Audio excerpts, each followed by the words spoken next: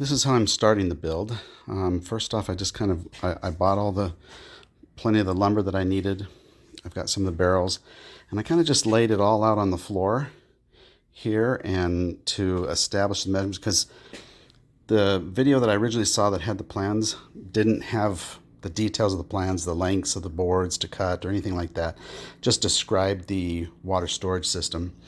So what I needed to do is lay it all out to gather some of the measurements so that I know how long to cut each of the pieces. You'll notice here that I laid it all out. So I'm going to have a cross brace here, and I'm going to have it sitting on this cross beam. So I needed to see what it would look like, and so I kind of just set it all out like this and laid it out and ready to go. After I laid out all the pieces to get kind of the measurements, I start to document what the measurements will be on a piece of paper and where each piece will go and how long it will be. To start off with the build of the end post, so one side, I first measured the 18 inches for the bottom plate. This is where it's going to be resting. This end will be resting against the ground or on the ground. And then you'll see here that I measured them out and put in, these are the crossbars on here where the barrels are going to sit. And I'm going to build both sides, connect them, and then that'll be the end cap of the barrel system. I laid down the side on the floor, and this is how that will kind of go. The barrels will go across those crossbars. In order to secure this lateral post here, I put in this screw first to kind of bind it all together. And now I'm going to put some screws right in here to hold it in a different direction. To help prevent the ends of the board from splitting, I drilled pilot holes first before I put the screws in. And you notice that I've got the screws in now, and the ends right here didn't split. Okay, since I'm working alone, I had to have a way to hold up the frame here so I could measure and make level those cross beams over here with the next king stud. And so I screwed a 2x4 to my wooden tool chest, and then screwed it to this end of the board, kind of like you see in other construction sites, and then made sure that it was level. So now it's being held up on its own level, and now I'm going to put another king stud right here. So I've cut each of these jack studs so that when I slip them under the bar like they are over here, then I can see that this crossbar is level. And if we zoom in, you can see that that's pretty much level. And put those bars in each one of them, they're both level. So now what I'll do is I'll take and attach both of these jack studs to a king stud like it is here, and then I'll screw it in to the end post here, and then it should stand up by itself. Okay, I've attached the rear jack stud first, and this is the center one. I'm going to have, there's a box on this side, I'm going to have another box on this side for another set of 2 barrels. So I attached it down here first, and I screwed in from this angle into the longboard with a 3.5 inch screw so it could really tighten up. And then I leveled this top bar and screwed it in.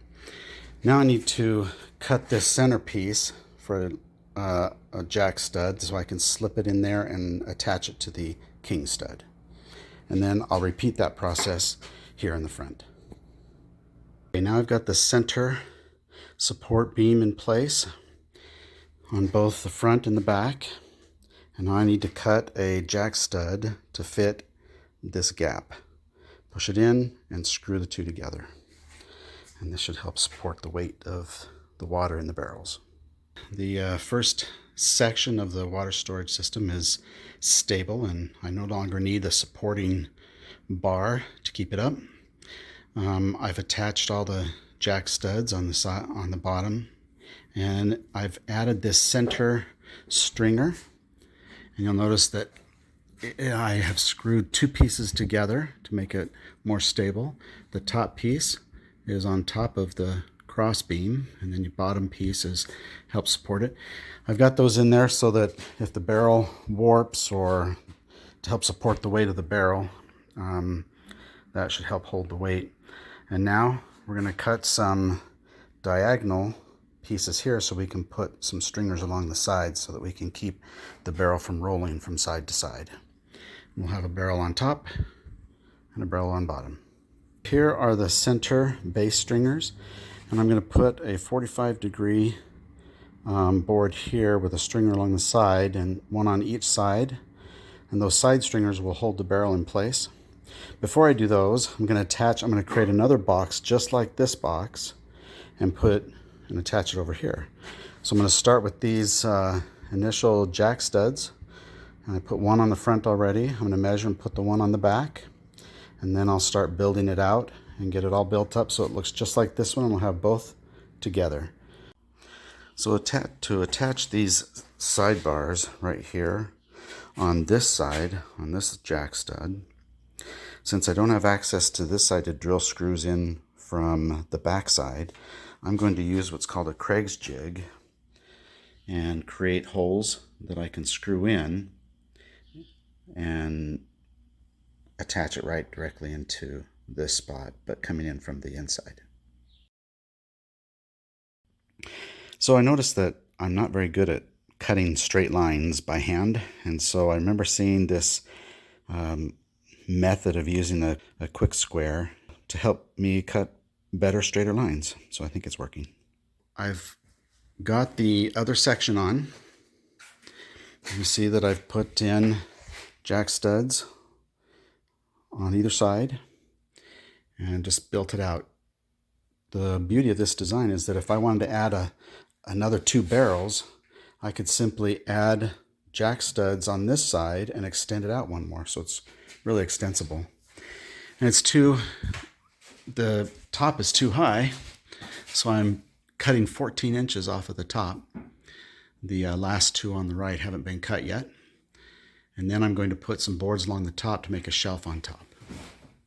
I got all of these crossbars cut. I did not use my hand saw.